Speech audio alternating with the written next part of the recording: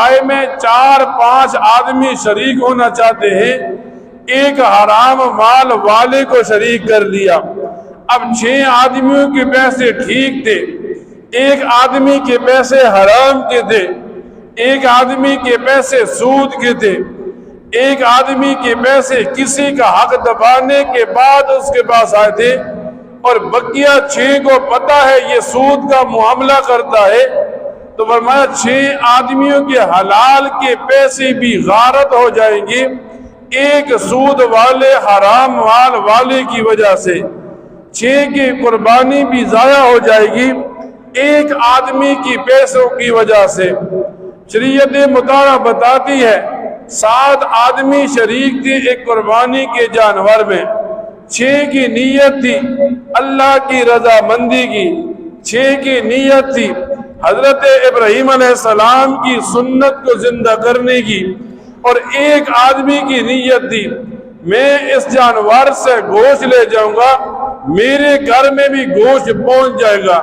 اب 6 کی نیت اللہ کی رضا کی تھی اور ایک کی نیت گوشت کی تھی۔ اب فقہا لکھتے ہیں 6 کی نیت اگرچہ خالص تھی، ایک کی نیت میں فطور تھا، تو 6 کی وجہ سے بقیہ 6 کی قربانی بھی ضائع ہو جائے گی۔ ایک مسلمان کو چاہیے جب ایک آدمی پیسے لگاتا ہے، وقت لگاتا ہے، خود اپنے آپ کو دکھاتا ہے، پھر جب یہ عید کا دن آتا ہے اس قسم کی لوازمات میں پڑھ کر، حرام مال والے کے ساتھ شریک ہو کر، گوشت کی نیت والے کے ساتھ شریک ہو کر، گوشت کی تقسیم میں تولنے کے بغیر دوسرا عمل کرنے والے کے ساتھ شریک ہو کر یہ اپنی قربانی کو ضائع کر دیتا ہے۔ اس لیے ایک مسلمان کو چاہیے جب بھی وہ نیکی کا عمل کرے، نیکی کا عمل سیکھ کر کرے، نیکی کا عمل پوچھ کر کرے،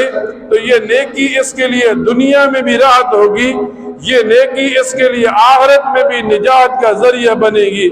اللہ تعالیٰ سے دعا کیا کرے اللہ تعالیٰ ان باتوں کو سننے کے بعد ان پر عمل کرنے کی توفیق عطا فرمائے۔ وآخر دعوانا الحمد